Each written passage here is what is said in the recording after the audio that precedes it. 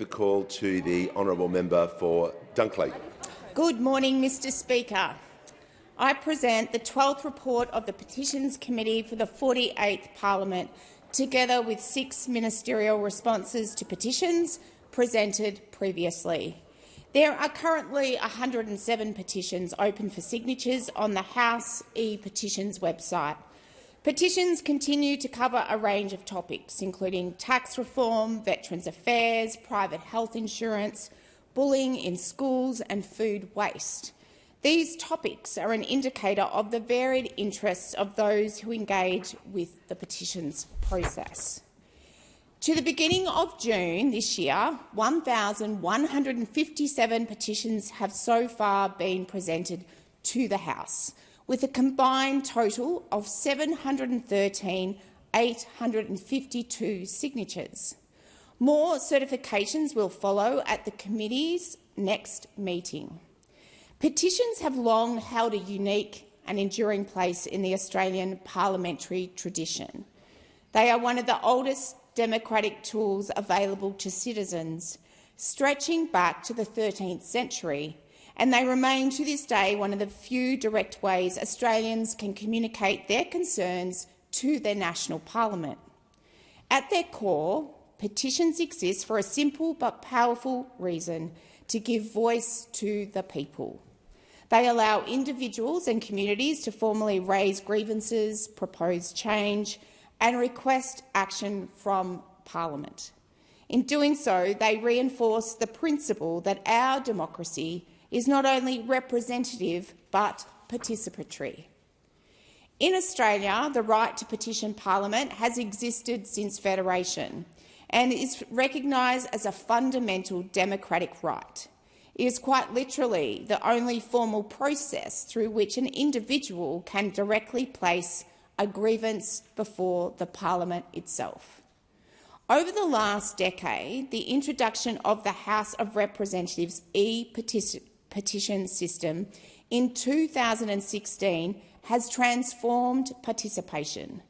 We have moved from fewer than 300 petitions per Parliament in a paper-based system to more than 1,700 petitions in a single Parliament and more than 1,250 petitions already submitted in the current 48th Parliament.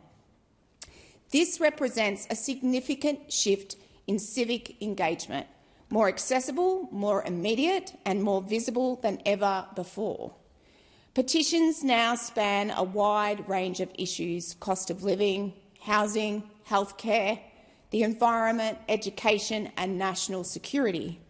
They often provide an early signal of emerging concerns in the community, issues that may not yet be on the legislative agenda, but are clearly resonating with many Australians. But with this growth comes challenge.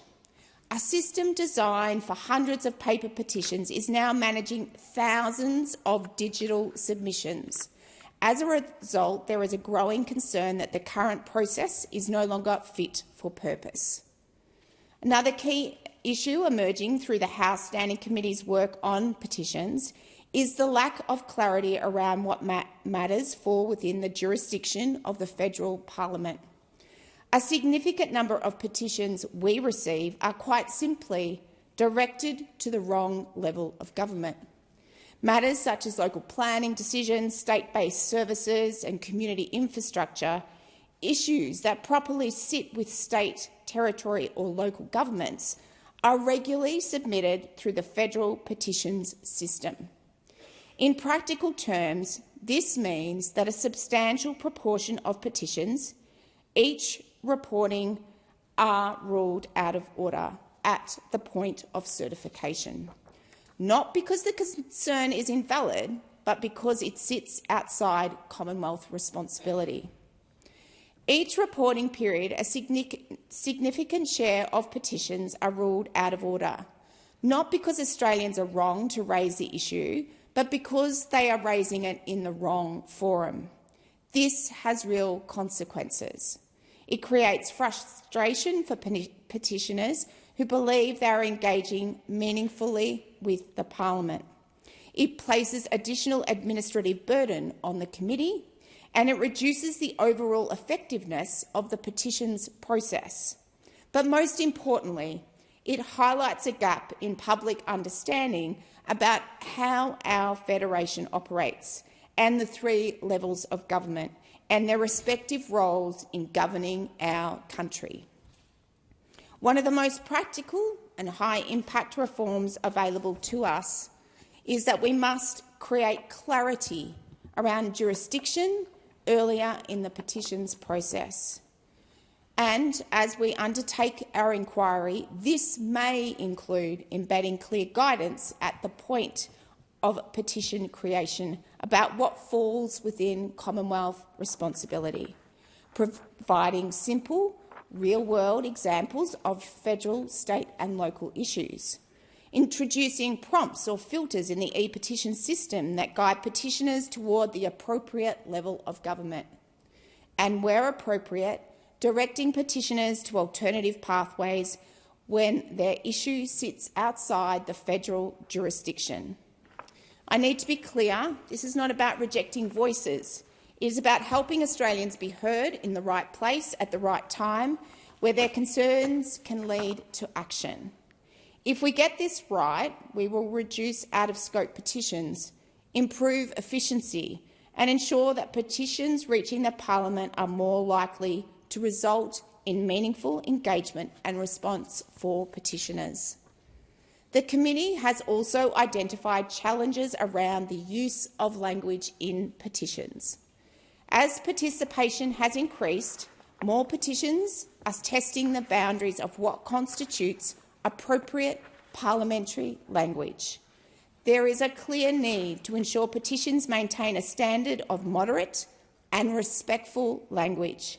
However, there is currently no consistently understood definition of what moderate language means in practice.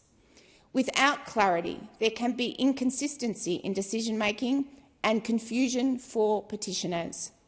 We must strike the right balance, protecting freedom of expression while ensuring petitions remain respectful, credible and suitable for the parliament.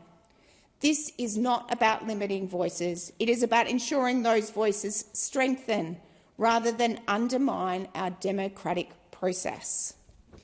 Technology has enabled unprecedented participation, but it also introduces new risks, particularly with the emergence of artificial intelligence. Questions of authenticity, duplication and integrity must be considered as part of the process of modernising the petitions process. In response to these challenges, the committee has undertaken an inquiry into the petitions process. We are examining the suitability of current rules, the impact of technology and how to ensure the system remains accessible, credible and sustainable. We have heard from individuals, experts and organisations. The submissions received, as well as the evidence heard at the public hearing, have helped to provide the committee with a wealth of information to draw on. In the upcoming period, the committee will continue to examine the evidence in an effort to provide practical recommendations to support the continued accessibility, integrity and credibility of the petitions process. Thank you, Mr Speaker. I look forward to updating the House further on the work of the House Petitions Committee.